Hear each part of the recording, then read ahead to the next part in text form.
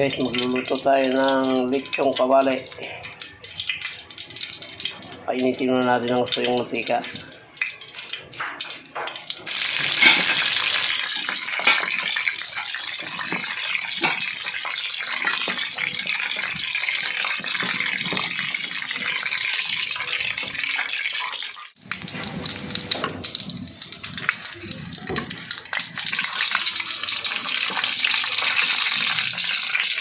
Ipitin lang natin at kulang ang mantika.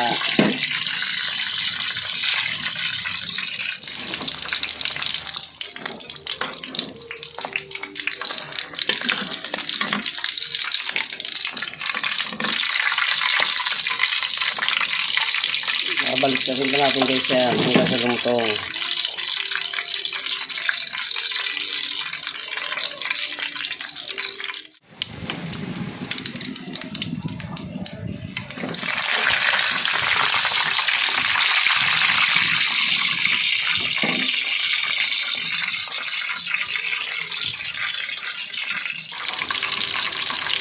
Baliktad lang guys, kulang na ating mantika.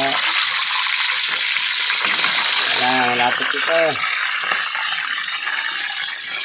Ayan, malutong na oh. Isang ano pa, isang pihit pa. Malapit na yan guys. Baliktadin pa ulit natin guys. Ayan na.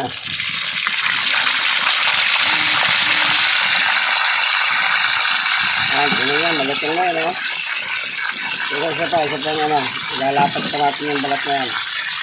Pag nagawa kayo ganito guys, huwag nyo masyadong palambutin, wala yung luto niya, pagkano luto niya.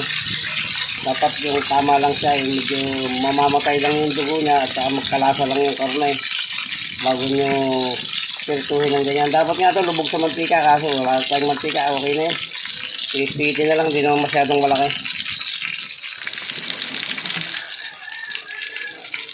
Guys, tayo na nabaliktad yung balat na ulit ang lalapat natin para sure na malutong.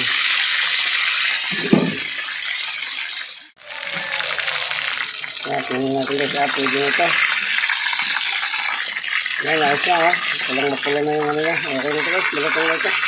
Ayan, muli po ay maraming salamat po sa inyo lahat. Sa lahat po ng umabot sa dulo ng vlog na ito na pagluluto ng lechong kawali. Muli po ay shoutout po sa inyo lahat. At hanggang dito lang po, mabuhay po kayo at mabuhay tayong lahat. Salamat po, babay na po. I love you all.